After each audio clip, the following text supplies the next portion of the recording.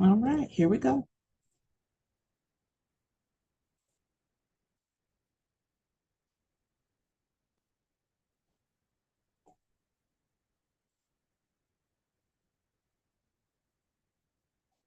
Remember in elementary school when one kid would get head lice and within a day or two the whole class was scratching their head?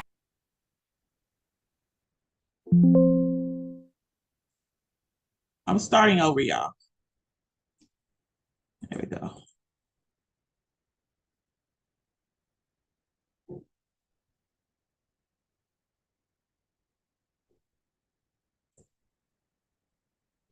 Remember in elementary school when one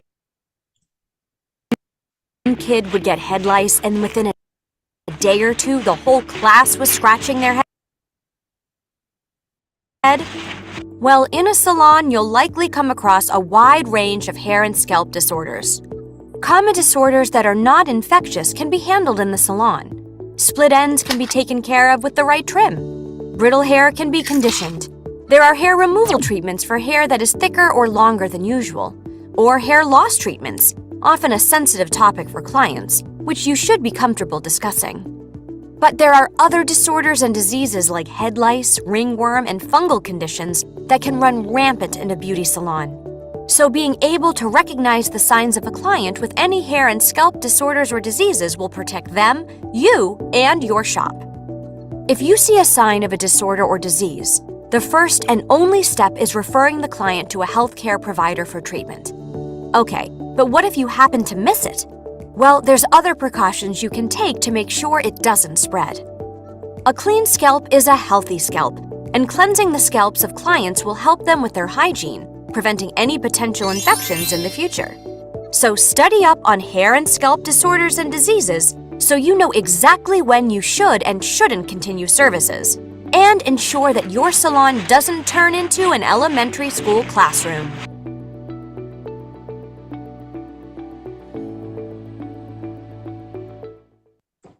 All right, guys. Let's go to the chat. Let's go to the chat. How do you think Remember how do in you think fungal infections, diseases, disorders can be spread in the salon? Give me some ways, this could be spread in the salon. And I'm talking about um headlights, ringworms. How can that be spread in the salon? I would say having only like one set of tools or like Uh, utensils and using that on, you know, everybody within the same day. I feel like it's better to have multiple, um, be it brushes, combs, nippers, any type of tools or implements. yeah, I mean, you're absolutely right because a lot of people want to, and let's just have a conversation. A lot of people want to go into a salon, go into a shop, or even go straight into a suite. And I tell them it's not about getting to the bag. Okay. So what if you do get to the bag? You're gonna lose it if you don't have if you don't know how to take care of business or take care of your clients. And I hear I've been in the salon before and I've heard so many times that hey, they wanted to come in, they wanted to start working, but guess what? They did not have any supplies. They did not have any tools. And so to get the job done, you're borrowing or you're using the same tools and supplies over and over again. And you're not properly washing them and you're not cleaning them. You're not scrubbing them. You're not letting them set in the disinfectant. And so, yes, I've seen a lot of things, but that is definitely a way to transport from one person to the next. And let's just talk about clippers. You know, they pick up dead skin cells when they cut hair. That's that top layer of dead skin cells. Okay. Um, Also, they pick up the acid product of the acid mantle, which is oil, sweat, and dirt. Okay. So you got oil, sweat, and dirt, you have dead, flaky skin, and you have hair. Okay. And hair different things can attach to hair that comes out of the pores. And so you got that person using a clipper all day on the hairline and on someone's face. Is it a probability that one for yes, two for no, that you are literally taking something from someone's scalp and putting on their face, and then this person who has the facial skin is very sensitive, whether it's male or female. Now this person has an issue in their beard. Is this possible? One for yes, two for no. All right. It very well be possible. Let's say, and this has happened in years, not many years ago. And I want to say it was in Memphis or surrounding Memphis. This young lady was getting her hair braided. She was getting her hair braided. She was at someone's home. They were braiding near the fireplace. Okay.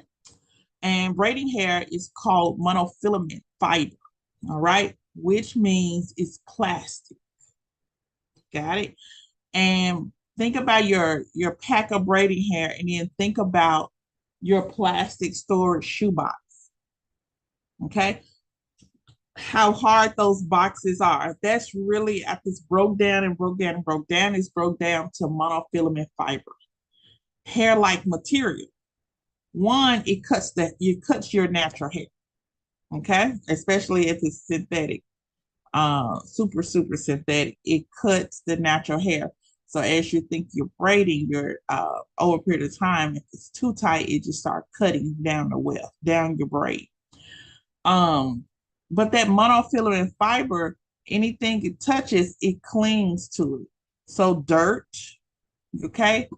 So I don't know what the hair was, but it fell on the floor near the fireplace.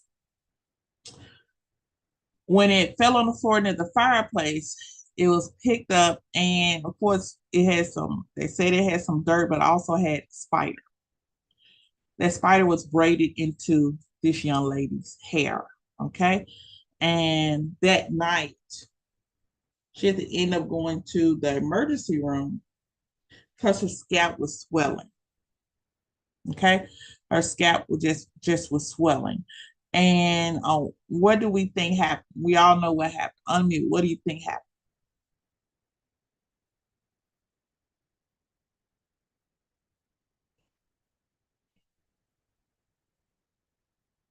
The spider was braided into the hair, and over in the middle of the night, the young lady's scalp swelled up. What do you guys think happened?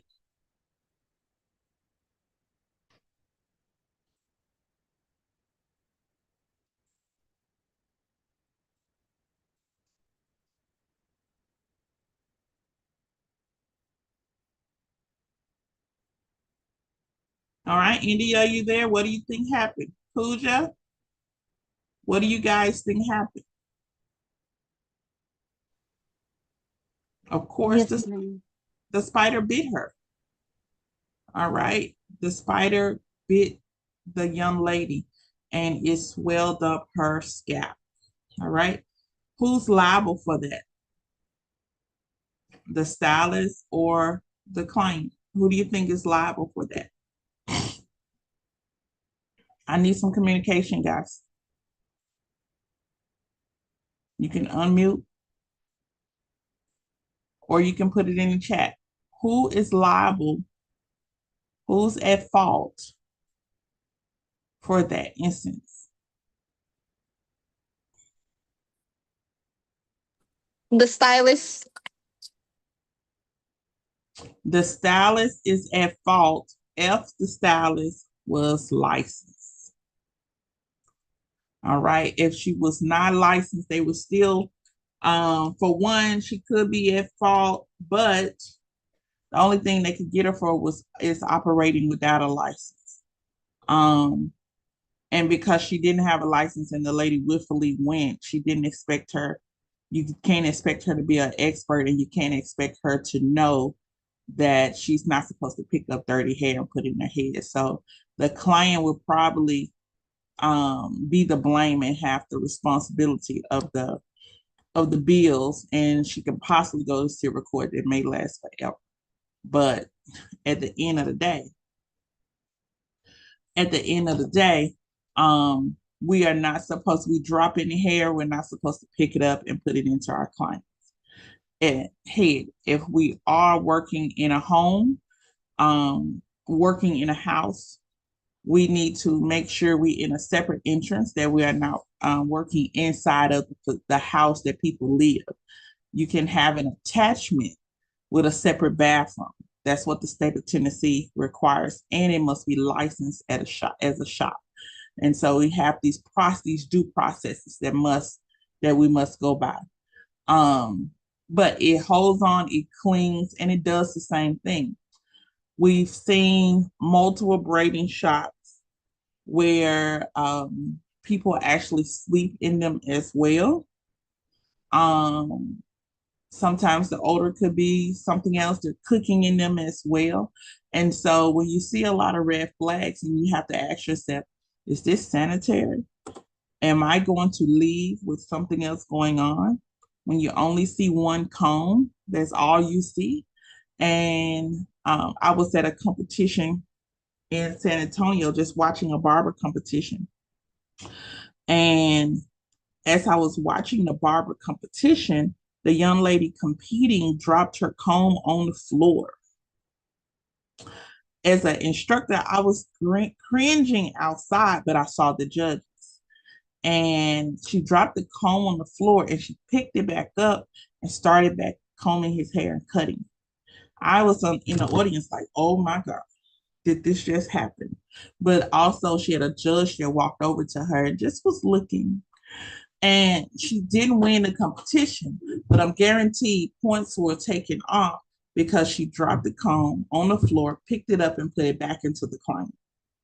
Now, if you're in a dirty establishment, a dirty floor, you pick that comb up, it had germs and bacteria on it. You put it back into your client's head, you just added more insult to injury. Okay. And some of our clients have great immune systems, some of our clients do not. And so some will pick it up really quick, and then some will not. So we have to be very mindful of that. So even with her cutting hair and pick the comb up off the floor, we're not supposed to do that. Here's the proper way of if your comb fell on the floor. You'll pick your comb up and take it to the bowl for washing with soap and water. Once you wash the comb with soap and water, the comb goes in a wet disinfectant solution, either barbicide, whatever, something that kills fungus, bacteria, and viruses. All right. Once it sets for the appropriate time, you'll take it out, you'll rinse it with water, dry it off. You're either going to use it again, or you're going to take it and store it in a dry container. Right. That's what we should do with our comb if we drop it. This is why we're supposed to have multiple combs, because do you see how long that's a 25-minute process just to clean one comb. And so you're losing money. You're going to be behind on your clients if you're only working with one comb. So we definitely, as Teresa said, got to make sure we have multiples of our tools. So especially if you think you're nervous, and next week we will be introducing to State Board Prep on Wednesday. I tell students all the time, if you have a fear of test taking, you need to take more than one, because if you drop it, that's going to be it for that particular one. You got to pick it up. They do want you to pick it up, and then you have to dispose of it. And you're not able to go back into the bag or the trash and get it to finish anything else. So you got to have multiples. Okay. You got to have multiples. That's something I wanted to share with you guys. And definitely when we think about the video, some items for you to clean is going to be your clean frequently. It's going to be your chair. Okay. People lay on the back of the chair. Sometimes our hands, we touch the chair, the arms of the chair. So your hydraulic chair that your client sits in, you're always going to wipe that down. Okay. You're always going to wipe that down. You're going to disinfect the chair in the morning and you're going to disinfect the chair in the evening. In between time, probably taking a wipe and wiping the chair down. Okay. Before and after each service. Before, so my clients can see the security, they could be comfortable knowing that I'm cleaning up. And then afterwards, preparing for the next client. Also, when you think about your tools and supplies that could transmit uh, a disease or disorder, your shampoo cape and comb out cape. Okay, your shampoo cape and comb out cape. Here's the rule, yet, guys. The capes can never touch this to the neck, can never touch the skin. You either got to have a towel or a neck strip. Okay, a towel or a neck strip. The cape can never touch the skin.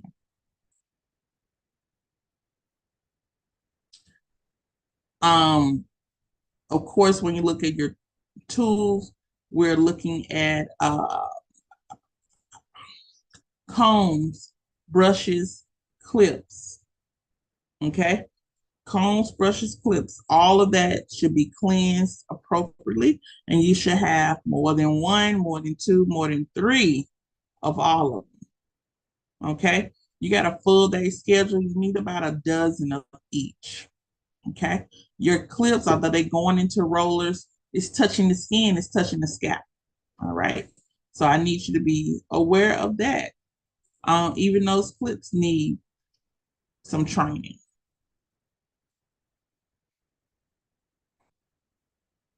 All right, so let's move into our lesson. Any questions on that?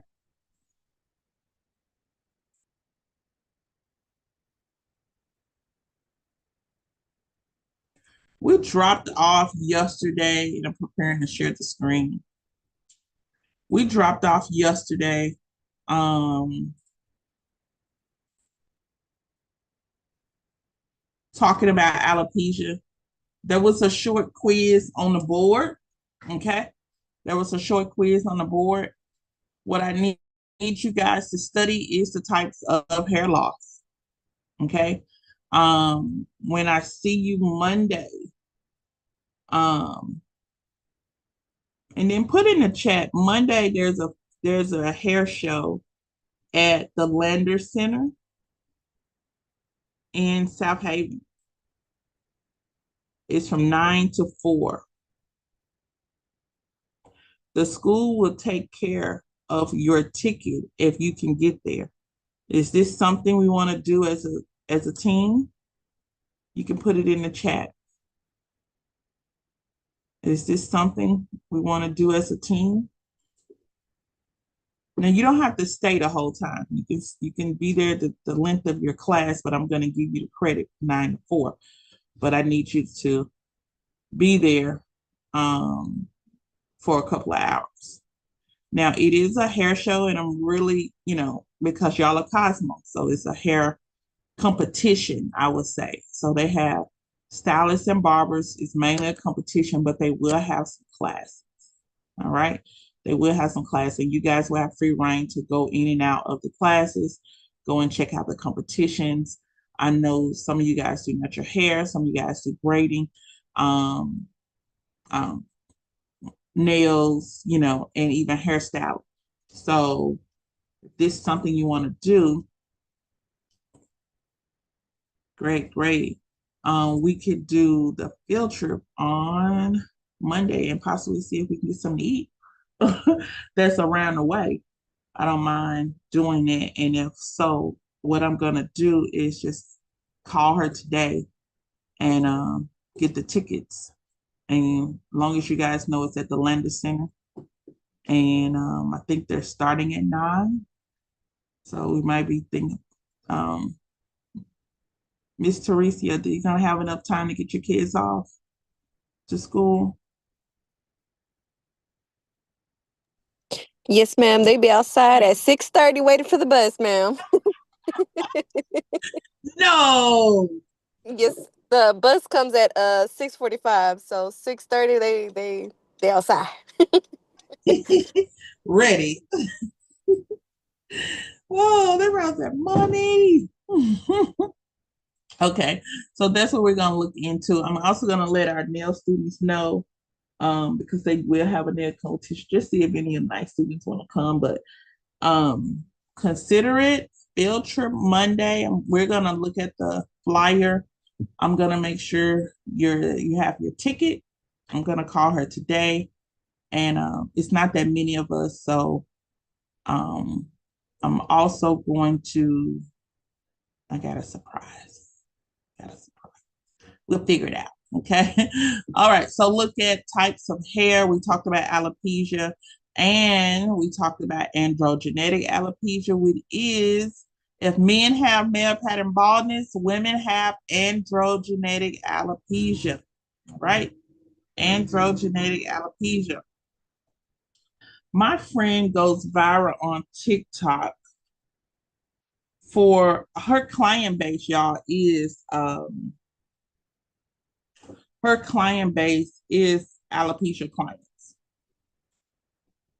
They travel from everywhere to come and let her do their scalp, where she specializes in um I don't know if you call them replacements, wig replacement, hair replacements, but she specializes in that.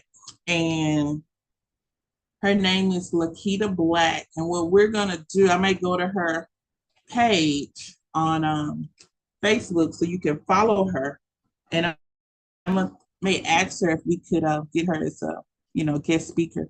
And that way, if you guys are interested in treating clients with hair loss or just even working with wigs and weaves, the opportunities that are out there.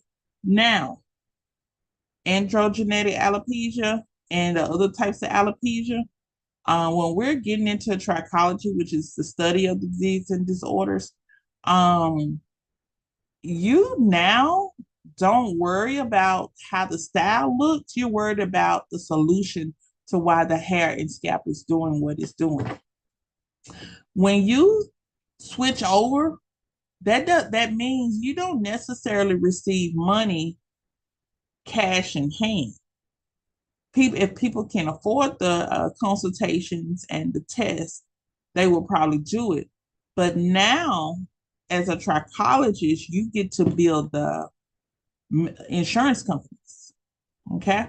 And I could tell you now, if someone will purchase a regular wig, they may be out of $300-400. Okay. 600 for top tier. All right. But when you're doing the replacement for alopecia, these medical issues, that's hey, it's a medical issue. Um, you're actually able to, it's like you're going to a doctor, you're going to a hair doctor. So I've seen tickets up to 2,400 for 24, yeah, 2,400. I seen a ticket for 6,000. I seen a ticket for 3,500. Okay. And that's from one client. So basically that's, you know, ordering the special type of hair, the wig placement, what they call the install, styling it, and that treatment itself, when it still falls into treatment, you can bill it to your insurance company. Okay. And if you're thinking about that, there's ways to go about doing. That's why a lot of people now are saying, "Hey, I specialize in hair loss." They're getting training as a hair loss expert, or they're going back to school to be a trichologist. Okay. And at that point, you can start building people's insurance companies instead of just waiting on them to book and have cash in hand. Okay. Does that seem like something that you guys may want to dibble and dabble in, specialize in hair loss? You can go into the chat. Is that something? Is there anyone out here that may want to specialize in hair loss? Awesome, awesome, awesome. Okay, great, great. So we went over androgenetic alopecia. We did record it also the other day. Androgenetic alopecia. We talked about that androgenetic alopecia is the male pattern baldness in men. Men will go bald and women will severely thin, and they will thin from their top, crown, and sides. Okay. We also talked about other forms of alopecia, and I listed actually the list on the board is part of the quiz. Marginal alopecia, which means the hair starts to disappear in between the partings, and that's how you know things are getting thinner. The braids become further apart. And then also we look at traumatic alopecia, okay, which is come from trauma, which is someone is pulling or yanking really quick and causing hair loss. And not only did they pull the bulb out, but they disconnected where the bulb would feed from. So they damaged the papilla. All right. And so without the papilla in place, the nourishment cannot go up to the follicle to feed the hair. So because there's no nourishment, the hair dries out and sheds. Okay. So we have to make sure that we're not giving the hair any kind of trauma. Yes, the one example was fighting and then someone yanking, but another example would be doing a quick weave and yanking the tracks out. Another example would be pulling your hair into a really tight ponytail, okay, where it stresses the hair. Another example would be, when you're doing braids and you're pulling, like you can see the brains. Well, when it comes to braiding and or locking, and you see the little white bugs at the scalp, you see these little white balls at the scalp. Well, that's the bulb. That bulb is supposed to be deep into that follicle.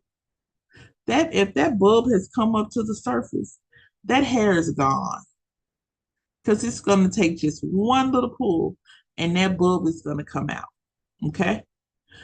When you are waxing and we put the wax on the eyebrow and then we will pull back the strip, you're looking for the little bulbs. That tells you that all the hair is out of the follicle. Okay.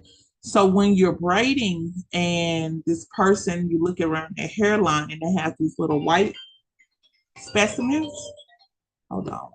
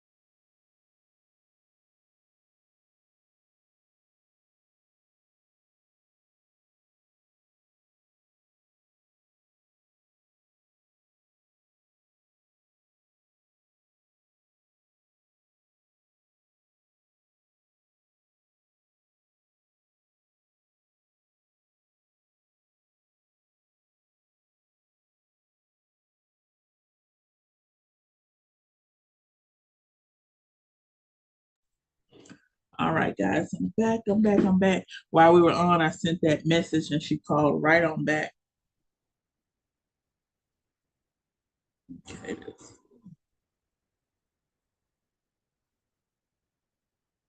Okay. Yes. So that was androgenetic alopecia, and I think I covered you can move into trichology and start billing the insurance companies. Androgenetic alopecia is also man pattern baldness. We also discuss marginal alopecia and traumatic alopecia. And when you see those little white buds around the hairline, that hair was pulled too tight, and you're gonna lose that hair. Okay, you're gonna lose that hair. Alopecia areata um, is an autoimmune disorder. Okay, autoimmune disorder.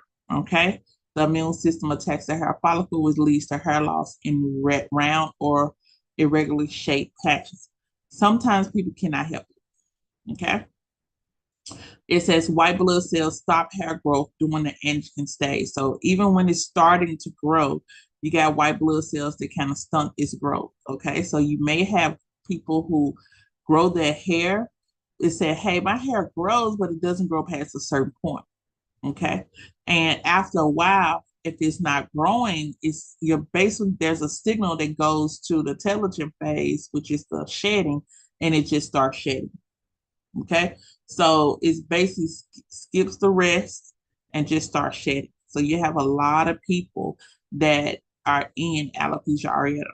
Okay. Um, the scalp, no issues. It's not bald. 9 times out of 10, when you see um, a smoothness to the scalp, that means that the papilla has been removed from the follicle. The papilla removed from the follicle. Remember, the papilla is needed to send the nourishment to the hair root.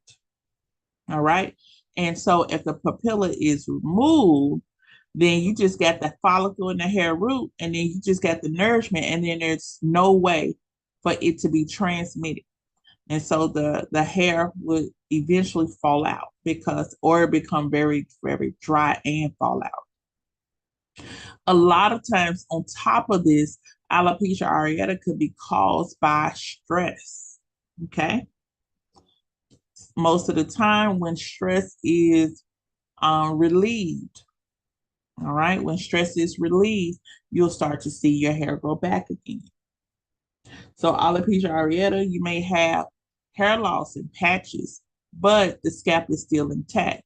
In other forms of alopecia, you can have hair loss and then you'll have the scalp smooth.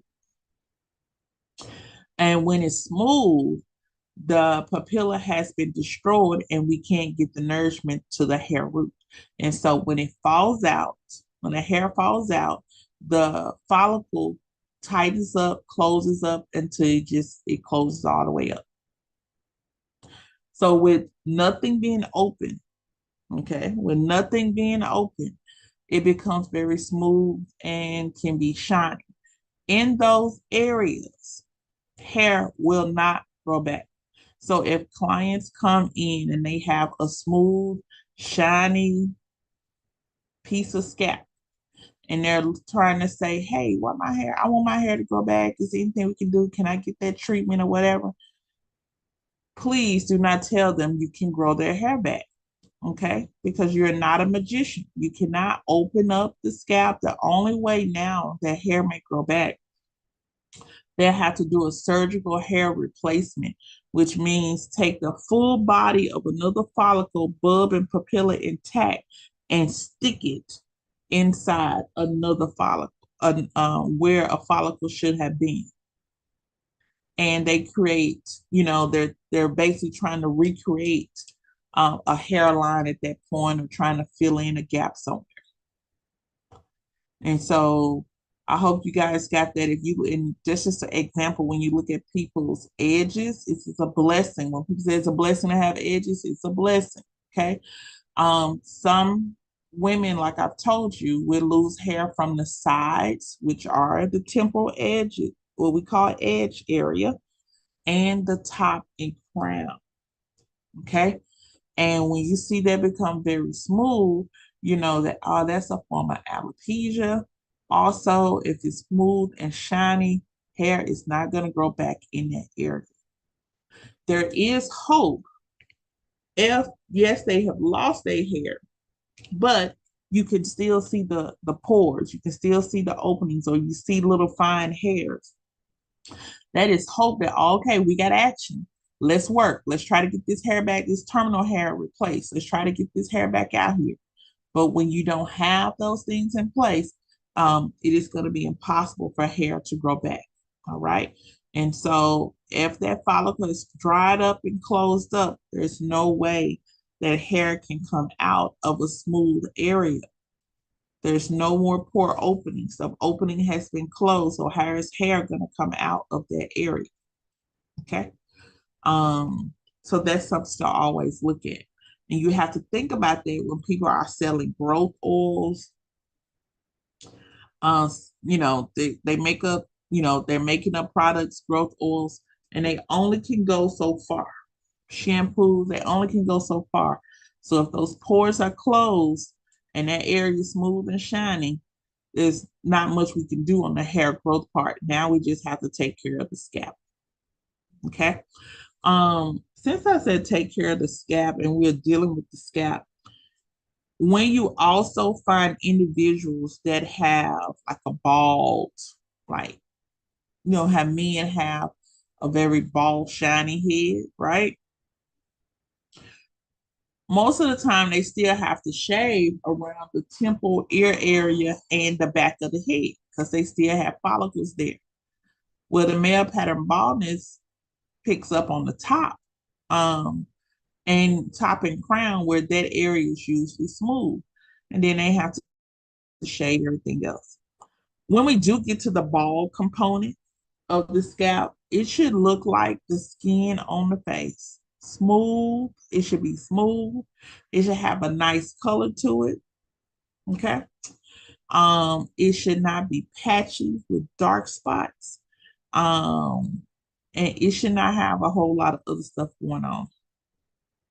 When you do see that it is dark spots, when you do see that it is different patterns, and the person saying it's still itchy and you can see bumps or whatever, a lot of times, guys, it is a fungal infection. A fungal infection, and fungus would kill the hair root. So a person could have hair loss due to a fungus infection. Could be something they have not treated in the body that has prolonged and got worse. Okay. It could be something that was received external and it was never cleaned and taken care of. It also could be a sexually transmitted disease. Okay. They could have an STD. And whatever's in the body is usually trying to find a way to come out. Usually it will try to find a way to come out through the pores where hair is. So you look at the different areas on the body where there's terminal hair, where you got long pigmented hair, under the arms, genital area, and scalp. That is usually where things that are in the body come out. This is why that people want to do drug tests. Okay. This is why they want to do drug tests, because they know whatever's in the body is going to cling to those pores and find a way to come out. Okay. And they will take the hair and test it. And usually whatever's in your pores between 9 and 36 days, you can still find it on your scalp. So just say you haven't done any drugs in 30 days, y'all, it's still on the hair. So it may have moved from the scalp, but it's still on the hair. This is why they pull the hair strands. Okay. So whatever's in the body is always trying to come out. Okay. Especially if it is a toxin to the body. So STDs are toxin to the body. It's going to come out.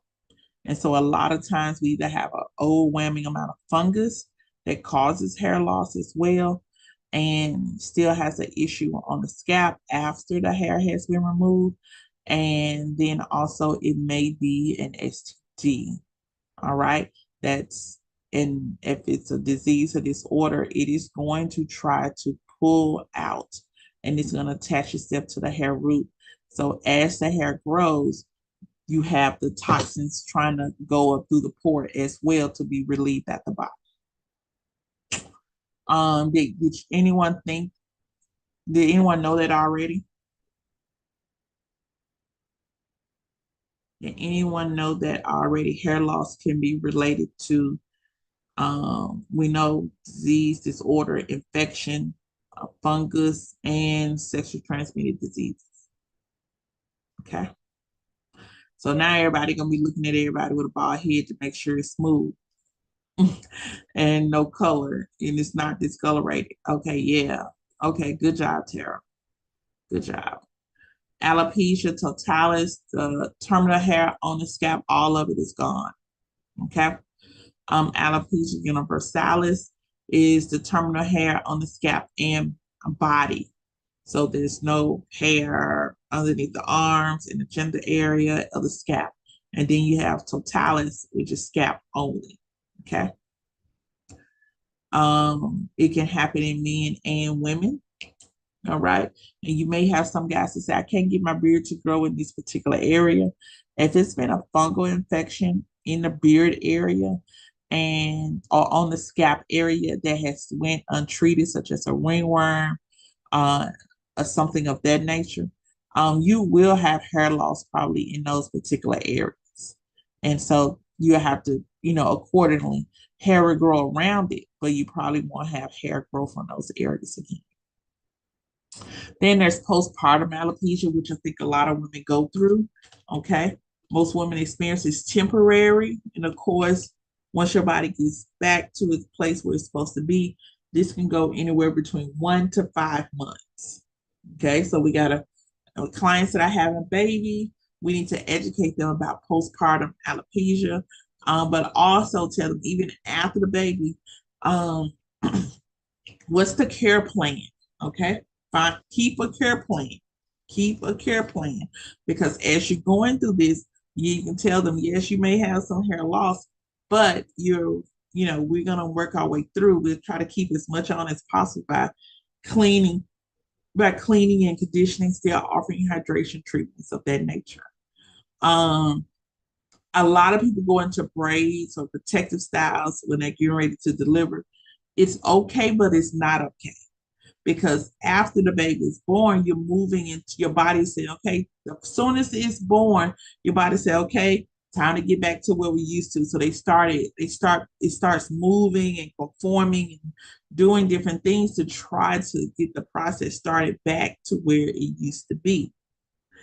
And a lot of times there's shedding, daily shedding that goes on. Plus, if there's a lack of nutrients, nutrition, we have so much going on. This may be a reason why people say after pregnancy, I lost so much hair. And it could be because you just kept it up too long, and the amount of hairs you're supposed to lose every day will multiply severely. On top of that, you have postpartum alopecia, which means the hair you thought you were growing, you're back at the drawing point because that hair came out with the braids. Okay. And your hair starts to enter the shedding stage. So it just pauses on the growth and then it moves straight into the shedding stage. That could be very detrimental to someone's livelihood simply because they may say, my hair is my everything. And when people don't play about their hair, all right? Every 6 to 12 months, you may see this go on, which means you have to get on a yearly calendar with your clients. Explain to them it's not just them coming one time. Okay, it's not just them coming one time. They need to come consistently, especially during pregnancy and after pregnancy up to a year. All right. At this time of postpartum alopecia and all the other stuff with pregnancy, I probably would not do any strong chemicals. If I did color, it would be on the ends after a protein treatment and a hydration treatment after the color. But probably nothing at the scalp area, nothing that's going to cause even more damage because I know if I'm going through the process. We're going through the process. Any questions? All right. Just a follow up. I know Teresa was in here the other day.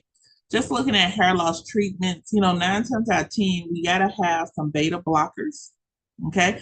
Um, and those blockers are going to be amazing. A lot of people use minoxidil, which is a topical cream. Okay. It's been proven to help stimulate hair growth and comes in different strengths. Um, if you're familiar with Rogaine, you're familiar with this product. After using the product, guys, you still have the same issue. So we're back here trying to figure out what the solution is. Okay. So the shampoo, this treatment, anything related to Rogaine has a percentage of that on there that can help slow it down. Okay. But we still need to know it's happening. There are medications you can take by mouth, and of course, shampoo, conditioning services, special shampoo, medicated shampoo. This is what they call it, and you can get dermatologists to prescribe that to you. There's a product called Kitty Kitty that I absolutely love, and it was built for men, for barbers to be treated with folliculitis, and that's the itchiness of the scalp, and no itchiness of the beard. So when guys are really scratching the beard a lot, you can say, "Hey, what's going on?" 9 times out of 10, it's been in not an infection, but a condition of the follicle. Okay, so they've been cut with something that has irritated the skin, and if you don't get it taken care of, detox, cleansed, it could cause, set up infection. So we don't want to do that. Okay. And tell these young men when they're getting that black spray, brown spray, whatever they're getting, that hair coloring is supposed to be shampooed out, washed out. Okay. And I'm just saying wash for beard, but it's supposed to be rinsed out. The biggest thing is applying the color, and whether they're using Beijing or another permanent color, they're using that, but at the same time, they are blow drying it, letting it dry into the skin. Where if you're letting that hair color dry into the skin, that hair color is an aniline derivative. It has an aniline derivative. Okay. So whether it says mixed with water or not, it's still a permanent color. And so what happens with permanent color when you don't rinse it all out? Once soon as moisture hit it, sweat, water, okay, your daily dose of cleaning your face. Once moisture hits it, it reactivates. And once it reactivates, it just continuously reactivates. This is what we call weeping oxidation. So the chemical is still there, it's still embedded, and it can cause things like different types of infections like folliculitis. Okay. And it's folliculitis of the barber hair, which is barber hair is beard hair. Okay. So when you have your guy just scratching and itching the beard, and they're saying they're really itching, that may be a case of just leftover product in on their skin that has caused irritation. Okay. On top of possibility of dirty tools that may have caused the infestation. So, okay. So that's something to look at. Let's look at the most emotional impact of hair loss. Teresa, if you lost all of your hair today, how would you feel?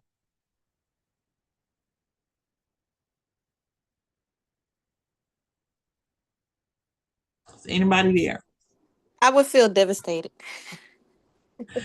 You feel devastated. Okay. India, how would you feel? You woke up and all your hair was on a pillow. How would you feel? I'm doing a roll call because it's too quiet on the other side.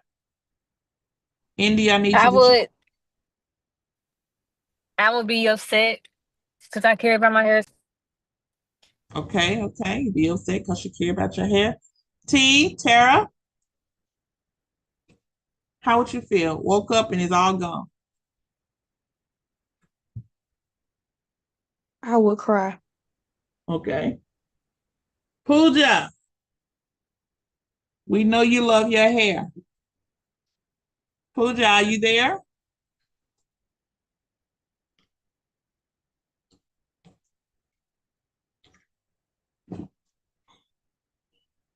I be needing to see Pooja's face. Okay. I know she's transcribing it and it's probably coming to her a Yes, little. ma'am. Oh, you're there. Hi. Hi. If you lost your hair today, how would you feel? Mm, I'm very upset Very, for very hair upset. fall. Yeah. Yeah. Y'all, it is, and people love their hair. You know, people Yeah. absolutely love their hair. Mhm. Um, there are so many support groups for individuals who lose their hair. Mhm. It is a very big emotional impact. And so this is again where you have to come in and comfort your clients. You may say, Ms. Costa, I don't have time to comfort my clients, but remember you're building a rapport. You're building a relationship. You are the one that's closest to them. And so you just have to have some sympathy, empathy, and just understand how they probably have had hair all of their life. And hair has probably been their thing, especially for older women, you know. Most of them believe in not cutting their hair. You know, people still say that hair is their glory. I know it's biblical, you know, but for me, I'm not so much attached to hair, but I'm not ready for it to be short, short, short, short, short. Okay. I went through that phase before where I would keep it short all the way up to my 30s, and now just like I want to see some length. Okay. And a little bit of length is good for me. But I just want to see it. I know it will be an emotional impact on me as well. Okay. Let's look here, and I'm highlighting about 80 million people in the United States experience hereditary hair loss. Let's stop right there. 80 million people in the United States experience hereditary hair loss. It's not my fault. It's not your fault. It's your mama and dad. Okay?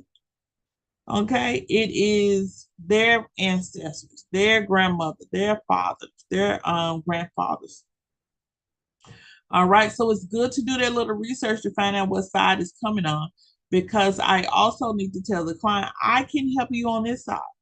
But if it's something DNA related, I'm not able to do that. You know, it may be something that's gradually going to happen. And while you're under my care, we'll try to prolong it as much as possible. And when it does happen, we will find solutions, okay? Working together as a team. It says with multiple studies linking hair loss to lower self-esteem and lower confidence, you need to be aware that this is a sensitive topic that clients may be hesitant to talk about. So that means, as the cosmetologist, you're going to have to drive the conversation. You need to make them comfortable with you for them to talk about their hair loss, their history with hair loss. You need to know all the details of them coming to you for the first time, especially if you do not know them. It says medicine and surgical procedures are the only treatments for hair loss. Medicine and surgical procedures are the only proven treatments for hair loss. So when you have hair growth oils, when you have hair growth shampoos, y'all know it's a major, major market out there for hair growth, hair loss. All right. When you think about that, medicine and surgical procedures, the only proven treatments for hair loss, what do you think about the other products that are out there that claim to grow your hair back? And really, you may see some temporary growth, but you would not probably see some enormous amount of growth. All right. So I do believe we put back into the body what the body is made of. So highly, someone told me they were sick last night. The only thing I could think about was I need to get them some elderberries. I need to get them some oranges, some cinnamon, some cloves, and some honey. That's all I was thinking. And so they can get well. So when I look at this component of scalp hair too, hair loss, emotional hair loss, let me put in the chat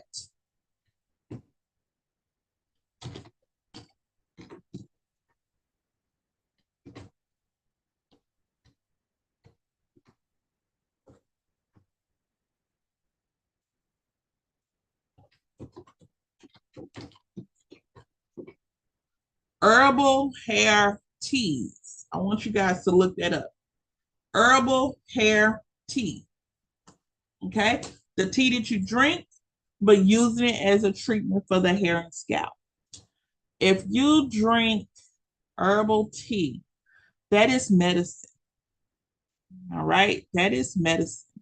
And so we can't prescribe or do anything, but we can have the tea available for the clients when they come in. We can give suggestions, but overall, we need to send them to their dermatologist or their trichologist. All right. But try herbal hair teas. Many people have had a lot of success with curing their issues of the scalp and hair with herbal hair teas.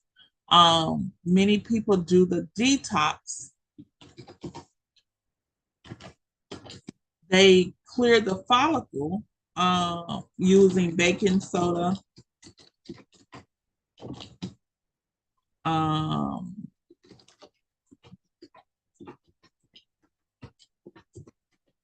apple cider vinegar. Okay.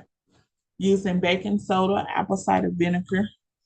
Some people use lemons. Okay.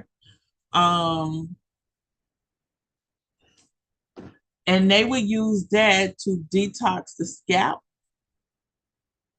so the scalp can breathe, put all the oils and dirt that may be sitting and impacted in those pores, those follicles. It pulls all of that out so the hair can breathe again. Okay. And then whatever's in the follicle is not trapped, it can be pushed out. This is where we start to see hair growth, new growth. Okay. It can be congested. And then also, they use this in natural hair in scrubs to remove oil and dirt and all just the environmental aspect that may be on locks and dreads. So it's something for you to really, to really look into and check out. So look for a hair detox and look for herbal teas for hair and scalp. You'll find that some amazing things that you can offer to your clients. It may even be another retail. So you can take those herbs and say, hey, when you get ready to shampoo your hair, you will lay your hair lay back in the water, and we'll put these tea bags in the water. And so your hair is being saturated and it starts a healing process for the hair and scalp.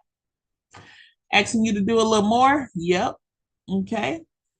You are selling experience because anybody can go anywhere to get their hair done, but they can't go everywhere and find you. It's never another Tara. It won't be another India. They can't go anywhere and find you. Okay. And so we have to stay within our scope of practice. We cannot promise that we can grow their hair back. We can't give them any kind of medicine diagnosis. We can't do surgical procedures in the shop. It says neither of those is within your scope of practice. Your role is to help clients determine if their hair loss is typical or potentially concerning and advise them when to seek help of a healthcare professional. So we have to tell them, look, this ain't looking too good. This what I can do, this what I cannot do. But tell them to go to the physician, and from there we'll move forward. Let's look at hair disorders. I love it. Okay, y'all, these are my favorite terms. So I'm gonna need, yep, I'm gonna need y'all to really pay attention. This may be your next quiz.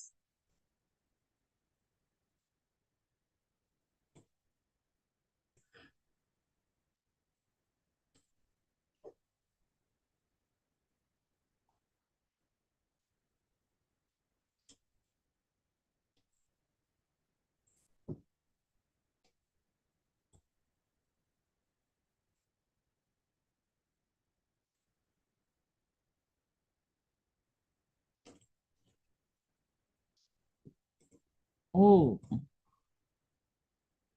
this is gonna be good, y'all.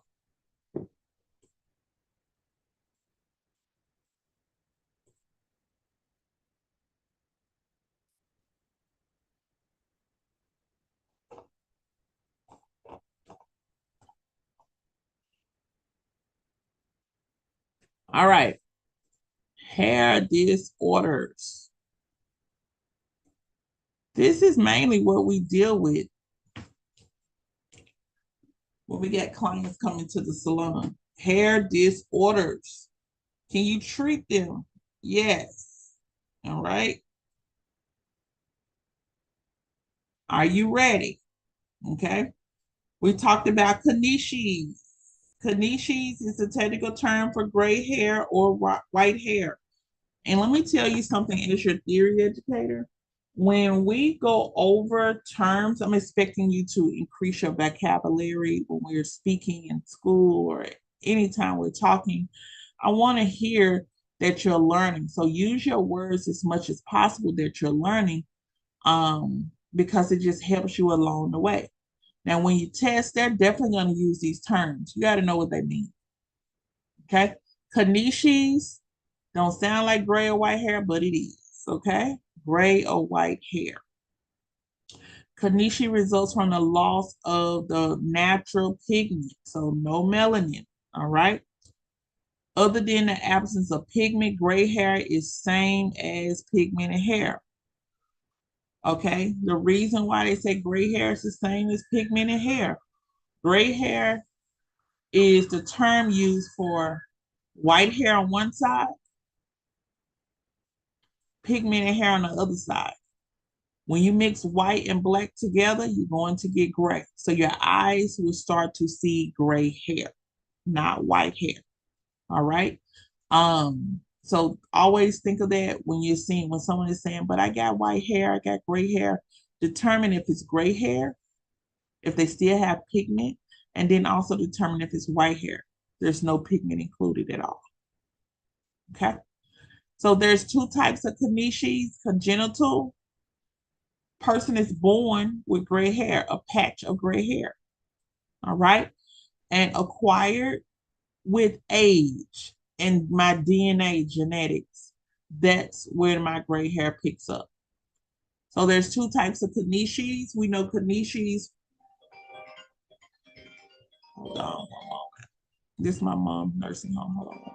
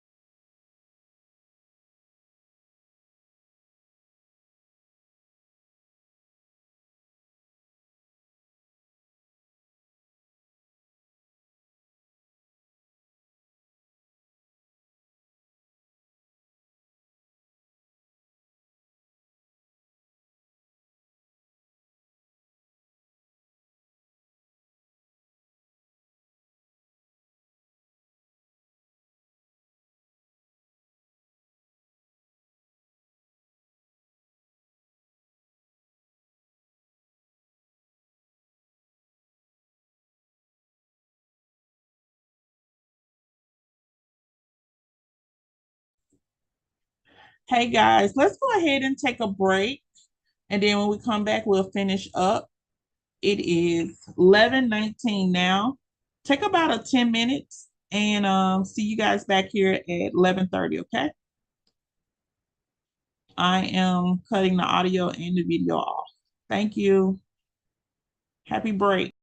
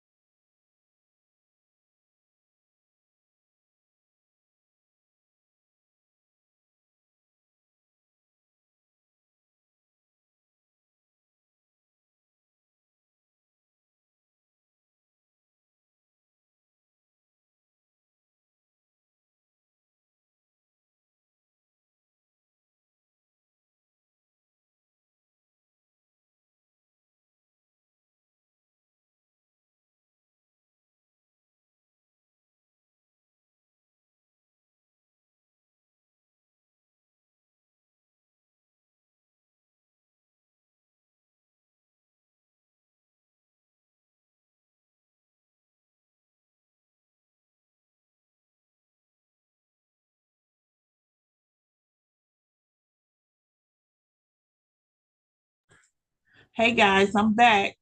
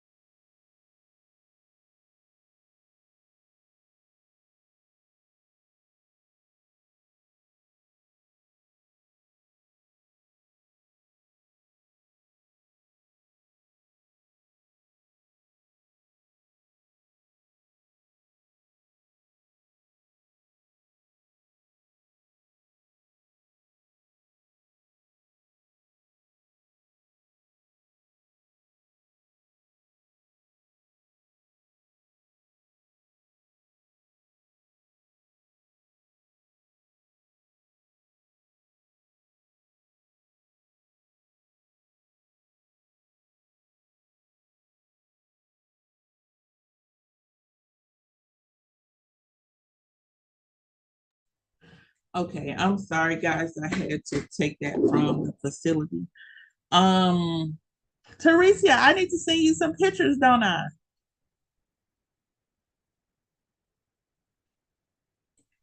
Is Teresa back? Yes, ma'am. I didn't I hear need what you said though. I need to send you some pictures. Oh, yes. They absolutely love. They said, "Oh my goodness, no one has ever had their own nail tech come in here." Baby, Period. she was hot shot. Yeah, and she had on all white for her birthday, Oh, red lipstick, and her little earrings. And everybody kept looking at her nails. They were like, "Oh my goodness." she didn't know how to act. Yes, yes. So if anything, she needs a polish change soon. Okay. But all is well. I want to tell you thank you again. Oh, thank So you. that was the facility just calling me, giving me some updates on some concerns. So thank you guys also for just being patient with me. Um, and I'm gonna try to cut those calls as much as possible. But I appreciate your patience. Um, so yeah, Kanishis, white hair, gray hair. You can, there's two types of Kanishis. That's what I want you to understand. Two types Kanishis, congenital, hey, they're born with it, and then acquired through older age and genetics. So when I say genetics, some people don't even go gray with age. Okay, some people don't even go gray with age at all. You have a lot of people who are their life and then their death. You see their pictures, they never had one gray hair. All right. And so I said, oh, those some good genes right there. All right. Then you have Both of these, right? So the one with age and genetics, y'all, what they don't have down here is how when you can hold in stress. So not only your hair has the issue, your nerves has the issue, your scalp has the issue, but you can go into this stage early. You can start having gray hair early. Okay. And it says extreme stress or illness. I want to put that another color. And make sure we tell somebody who we know that may be stressing all the time. Extreme stress or illness can also contribute to graying. Chill out. And I'm talking to myself. I was told that I had acute stress syndrome. I'm like, that don't even sound good, y'all. That don't sound good at all. And so my thing was, how do I tell my brain and I tell my nerves to chill out? All right. And we know that extreme stress can cause illness. And honestly, extreme stress can, if you have, and this is knowledge, I want you guys to go and check it out. If you have a heart issue, extreme stress puts more pressure on the heart to pump. If you have a digestive issue, extreme stress can cause you to have more stomach problems, a harder time getting everything to the excretory system. You'll have trouble using the restroom. Okay. Extreme stress could have your nerves just on 1,000, headaches, all kinds of stuff, extreme stress. I always say, yes, we want our clients, anybody can do our clients' hair, but they are not going to get an experience from you. Our job is to make sure we eliminate this extreme stress while they're with us. All right. So whatever you got to do to make sure your client is good for her hour to 2 hours that she's going to be there in your facility, in your care, let's do that, because we know that extreme stress, we can't diagnose them, but we know extreme stress can cause so many issues. And it first starts with what we see, the hair, skin, and nails. So if we could see those issues outside, can you imagine what it's doing to the inside of the stuff we can't see? Okay. And so when it, even forms of cancer, and again, we're not a doctor, um, and they will tell you extreme stress will multiply. Okay. So we need to make sure that we are not stressful, because we don't want to have illness related to them. Okay. And also, we want to make sure our hair, skin, and nails stay intact, because we got to stay fabulous. So we're going to reduce stress. All right. And we just want to age as we go. And we want to grow gray hair as we go based on our DNA and our age, period. Okay. So that's an important factor that you can share. I'm also going to share with you guys when we get to hair color. If you can color gray hair or specialize in coloring gray hair, you'll never be broke. Because people who have kanishis, which is gray hair, majority of them want to cover it up. Okay, they want it colored. So if you can specialize in gray hair, oh, it's over. You can get paid top dollar as a colorist. All right, at the end of the day, because people who age and people who a period of time, genetics, will have gray hair. You can service it as far as treatment, conditioning, keeping it gray, or you can specialize in coloring, whatever you want to do. Ringed hair is a variety of kanishis. Listen to this, characterized by alternating bands of gray and pigmented hair throughout the length of the hair strain. Ringed hair is a variety of kanishis characterized by alternating bands of gray and pigmented hair throughout the length of the hair strain. So what does this look like, Ms. Cox? You got your hair strand, you got it's just say it's black, then it's white. It's black, then it's white. It's black and it's white. It's black and it's white. So that means that there's a disconnect, okay, in the production of the melanin in the hair strand. So it's like producing some, then no pigment, producing some, then no pigment, producing some, then no pigment. And so the hair grows out, and you can literally see white, black going down the hair strand. That's called ringed hair. Hirsutis is the growth of terminal hair on a woman's body in areas that typically do not have terminal hair. Okay, what is terminal hair? Can somebody put it in the chat? What is terminal hair? How does terminal hair look? Terminal hair. How does it look? It's not lanugo and it's not vellus. It's terminal hair. 3 things about terminal hair that I don't want you to forget. Okay, and I'm putting it in the chat.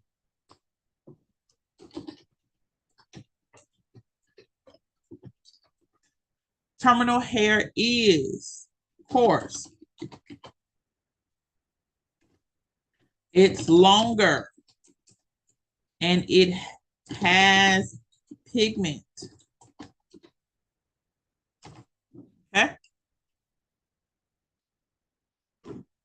All right. Terminal hair is coarse, longer, and it has pigment. Vellus hair, only babies have it, and they only have it for a few weeks. Then there's lanugo. Lanugo. Okay, they only have it for a few weeks. Then vellus comes after that. Vellus can be found anywhere on the body except the soles of the hands, the palms of the feet, and the lips. Okay. Vellus has no pigment, but it's the little hair strands you see on your arms. Has no pigment, but it's all over your legs. But when we get to terminal hair replaces vellus hair, and it is longer, coarser, and it has pigment. Terminal hair on our scalp, eyelashes, eyebrows, underarms, so on and so on. Okay, it has pigment. So hirsutis is the growth of terminal hair on a woman's body in areas that typically do not have terminal hair, such as upper lip, mustache area, chin, and cheeks, beard area, and chest. The chin and cheeks will be the beard area and the chest. So when you start to see your client with hair, just say female client with hair in places that hair should not be. 2 things I'm gonna think of. 1, she has a disorder, hirsutis. 2, this also is a sign of PCOS. So she has this hair growth disorder, but also she has a hormone issue. So how we got 2 of those together? Oh my goodness. Okay. I have seen videos, and I think I posted it in the group, where ladies were so tired of shaving their hair, shaving their face, that this lady just lets it grow. She grows hair on her whole face, just like her scalp. It's, to me, it's terrible, but that's her truth, you know.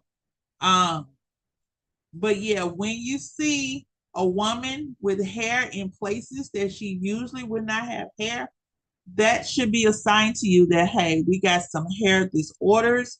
We got a hair disorder, and also we may be dealing with something hormonal, which is something maybe going on inside of the body that's going to cause us to have issues. I'm gonna tread lightly on her chemical relaxers. I'm going to tread lightly on her hair colors, her permanent wave, anything chemical, I'm going to tread lightly.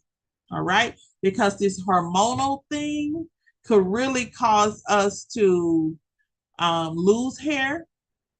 Okay. We could jump from aging, from growing into shedding. It can cause us to do a whole lot. Okay. And so we have to be very careful. And in here, you may also want to consult a esthetician or even yourself. You're going to need some waxing, some hair removal if the client does not like hair in these particular areas. Now, I did have a friend growing up in high school. She loved the hair on her chest. I don't know how that is now, but we can't wear our makeup. The hair on our face pushes through the makeup and causes us to be hot, causes the makeup to be sweaty. And so, as a cosmetologist that probably does makeup as well, you will have to discuss with them about removal methods. Okay. And then from there, when you see it, you need to know exactly what it is. Hypertrichosis, okay, is a condition in which hair grows longer or thicker than usual. Okay.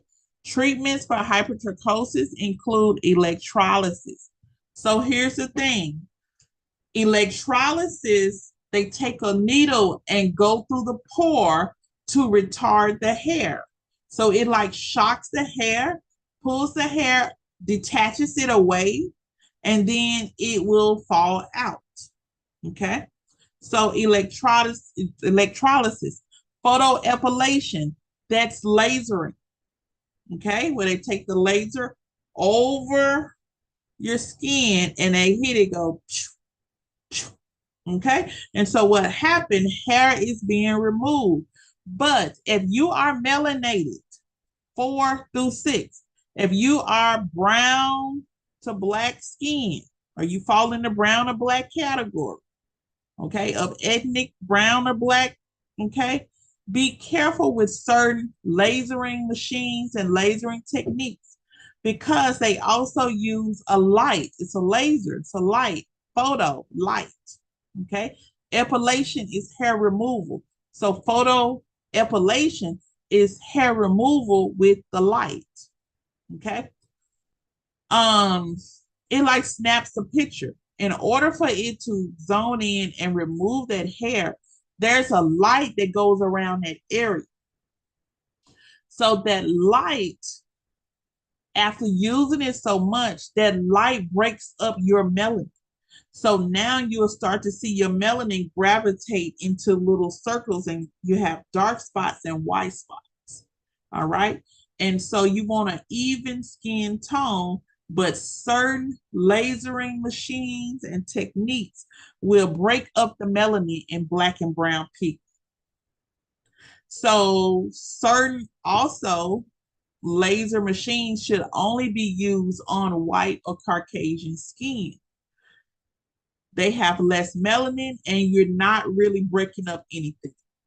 And so just if you're going to go get laser treatment, so you're saying, I can't be shaving every day, I can't be waxing every day, I'm going to get this stuff lasered off. So it never grows back again, right? But you need to make sure because you have melanated skin that you're using the right lasering tech, the laser service to get your hair removed and not damage your skin color, your skin. So we don't want these dark spots. We don't want these white spots, okay, on our skin. You'll be able to see them more rapidly than you would someone of Caucasian European descent, okay? And so we want to make sure that if you're going to go get laser, okay, that you get probably the best laser. You spend a little more money, get the best laser because you're trying to remove the hair, but you're not trying to cause pigment issues, all right? Laser hair removal, same thing, same light, everything. Shaving, tweezing, depilatories, that's and epilators. Depilatories, you're thinking of chemicals like Nair, like Magic Shave. You apply it on, it retards the hair, like burning the hair, breaks it all the way down, and you wipe it off. Epilators, threading, waxing, sugaring. Okay. And so that's hypertrichosis. It's a condition in which hair grows longer or thicker than usual. All right. And so your sideburns, and some people say, I get that from my dad. It's still genetics. I get that from my mom. My dad's side of the family got hair like that. Okay. If you know this is the side, like a sideburn, this hair is usually supposed to be thinner and lighter, but they got this going all the way down. It's hypertrichosis. Trichoptilosis, okay? I need you to study the terms. Trichoptilosis is the technical term for splitting. I like to mess with people all the time when they say, "What's going on with my hair? Oh my God, you got trichoptilosis." They were like, "What?" It just simply means splitting. Okay. It says hair conditioning treatment, softening dry ends, but there's no way to repair them. So split ends usually have to be what? Do y'all know? How do we get rid of split ends? You've been to the salon before. How do you get rid of split ends? With a trim. Hmm. Yeah, because once the ends are split and it can be repaired, it will continue to split all the way up. All right. So you do have to cut those split ends off, or it's going to damage everything else. All right. It says split ends are not removed, that are not removed will continue to split up the hair strand. So yeah, you do want to cut them. Trichorexis nodosa. All right. This is the term for knotted hair. And for those that braid, you run into this more than anybody. It is characterized by brittleness and formation of nodular swellings. Nodosa and nodular, they mean knots. Okay, it means knots. Okay, so trichorexis nodosa is like a knot in the hair. It's a term for knotted hair. Okay, so add dryness with knots. Guess what's gonna happen when you detangle? You're gonna, or you take your hand down the hair, you'll feel like a little ball. Okay, and when you start to detangle and comb that hair out, that little ball has already did what it's gonna do. You'll have hair that comes out from that ball. From ball down, that little knot down, that hair is coming out. Okay. It's dry, brittle, and knotted up. Come on. Okay. It says when in this state, hair breaks easily and the broken fibers spread out like a brush. All right. You can see people hair all the time that does this. Trichorexia nodosa near the scalp is often caused by chemical straighteners or excessive thermal pressing. You've seen somebody that had great leave out for their quick weaves and sew-ins and stuff. And then after a while, they leave out, got really, really damaged. Have y'all seen that before?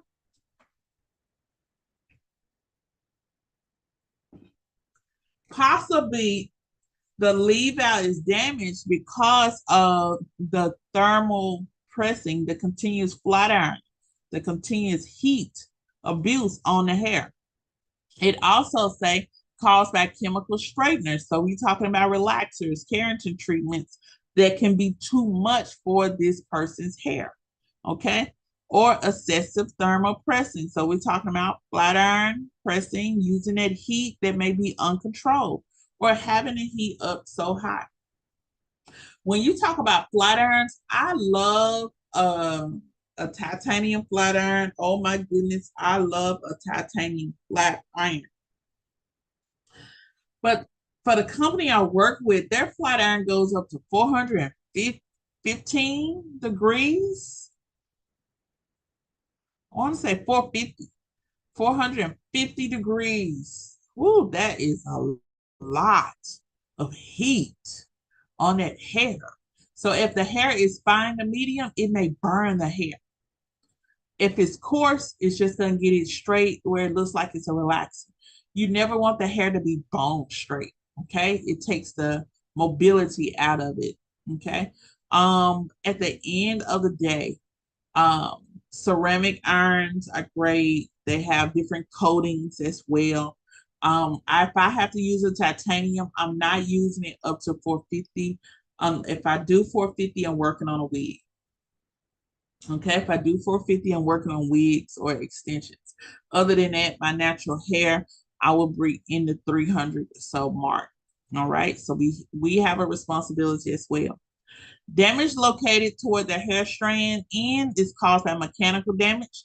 So you could be detangling wrong. You could be back combing. Okay. When you take your braids down, you definitely got to comb through and brush them before you go to the bowl. Okay. Because what happens, they're already in knots, it's already tangled up. And then when you go put water on them, it shrinks and then even more tangly. And as you're starting to detangle that, you may hit some snags and you pull the hair out. Okay. Treatment includes softening the hair with conditioners and moisturizers. So, India, when we was talking about your mannequin, I asked that you just put the conditioner on there. We just need to soften it, okay, and then be able to then try to detangle from that point. Because at the end of the day, the moisture softens the hair for you to do whatever you need to do. But that's Trichorexis nodosa. So it's like the ends with the shaft split, so the ends split and they fray out. Manila threads is a technical term for beaded hair. The hair has a beaded appearance due to narrowing of the hair shaft, which means the hair is getting thinner. All right. So when the hair is getting thinner, it says the hair is brittle and breaks easily. So the hair is dehydrated. It's not been taken care of. It may have been here in one case. They may have abused hair color, chemical, permanent, or bleach, and it has started to make the hair shaft thin out. Okay. It says people with manila threads should avoid hair trauma such as coloring, bleaching, and perming. So we're dealing with chemicals that's causing the hair to thin out. Conditioning the hair and scalp will help achieve maximum growth potential. All right, so making sure you go back to healthy hair and scalp. Healthy hair and scalp. Fragilistic cranium is a technical term for brittle hair. Brittle, dry. Not even lack of water, but lack of moisture. Okay. No conditioning treatments. No leave-in conditioner. The leave-in conditioners are supposed to hydrate the hair and for prep or service, after service. So if someone has not done any leave-in conditioner, we have a problem. Let me talk about this real quick. There are two types of leave-in conditioners. Okay. There are two types of leave-in conditioners. You have cream and then you have liquid. Ladies and gentlemen, when we are talking about healthy hair, dealing with natural hair, if I'm doing a steam treatment, I'm gonna use a creamy conditioner and massage it into the ends all the way up to the scalp. Oh man, it's beautiful.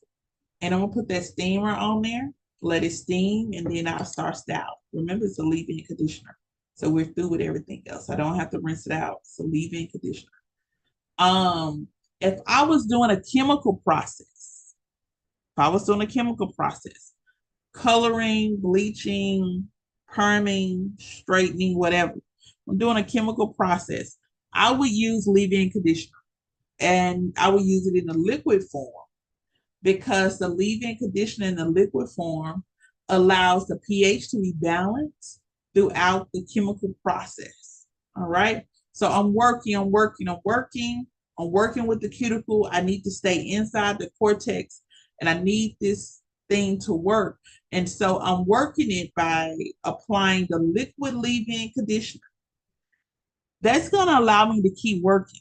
If I'm working with a chemical and I apply the cream leave-in conditioner, the cream leave-in conditioner has polymers in it. Polymers smooth the cuticle and close up the cuticle so you don't do anything else in the cortex. If I'm still working the chemical component, all the chemical changes are in the cortex. So I don't need to close it up. It's going to take me forever to open it back up to do what I need to do. So if I'm working with chemicals, you use liquid leave-in. It's going to hydrate, balance the pH, but still allow you to work. It's going to allow the hair to go through the chemical process. It may even boost the chemical process. But if I am done, I'm just here for treatment services, no chemicals, I am going to use the cream leave-in conditioner, use a steamer to help hydrate, and then move into styling. Okay. That's how we get rid of fragilistic perineum, which is brittle hair. You have to give it some love from shampoo to conditioner to another shampoo to reconstructive to mask to leave-in to serums. You have to give the hair some love. And whatever is missing, you have to put back in it. Okay. That's what I wanted to share with you guys today. It's about 3 minutes before 12. And I think we did some amazing things. The last thing I want to share with you is look good, feel good. Um, look good, feel better organization. In Memphis, I think we got look good, feel good. Okay. But I may have to contact them to see if we can go to one of their classes. What happens? They are a resource and a therapy counseling sessions for women and men and children who go through chemotherapy and lose their hair. Okay. So they will take professionals like us, train us, give us a seminar on what's going on with their hair, skin, and nails while they're going through the process. And once we pretty much are trained, it's our job to go and prepare. They will have you on a directory where if someone's going through the process. I really need a hairdresser, but I need someone who knows what I'm going through. You've been trained. They will refer that client to you. Boom. Now you have a new client. Okay. And so you will go and be a part of these seminars and things like that because you never know where your next client is going to come from, or you're building clientele in a particular area is going to come from. So look good, feel better organization. All right. And then check in Memphis, look good, feel good organization. And all of that has to do with you understanding chemotherapy and radiation and cancer treatments. Okay. So it's all for your good. It's all for your good. You never know when you have to pull it out, when you got to use it. Okay. Ladies, it's been a joy. I will contact you all personally. I will be on Zoom tomorrow, but I contact you all personally and let you know. I'm probably going to have ticket in hand and I'll probably be there before you do. And so you don't have to worry about how you're going to get your ticket. You show up, you get your ticket. And guys, don't have me purchasing you a ticket and you don't show up. I'm going to be looking for my $20. Okay. But y'all have a blessed and amazing day. Study this chapter. Go back over the emotional impact of hair loss. Go back over scalp hair disorders. Remember those terms. And I want you to start reading scalp disorders. Okay. Start reading scalp disorders. We want to close this out next week. I really don't want to prolongate these chapters. So we'll close this off next week. Check your emails because yesterday I sent out a State Board Prep study guide. Okay. I want you to start working on that. And I just needed to send it to you in advance because Wednesday we're going to start State Board Prep. Okay. I'm going to stop the share and the live stream. Y'all have a blessed and amazing day.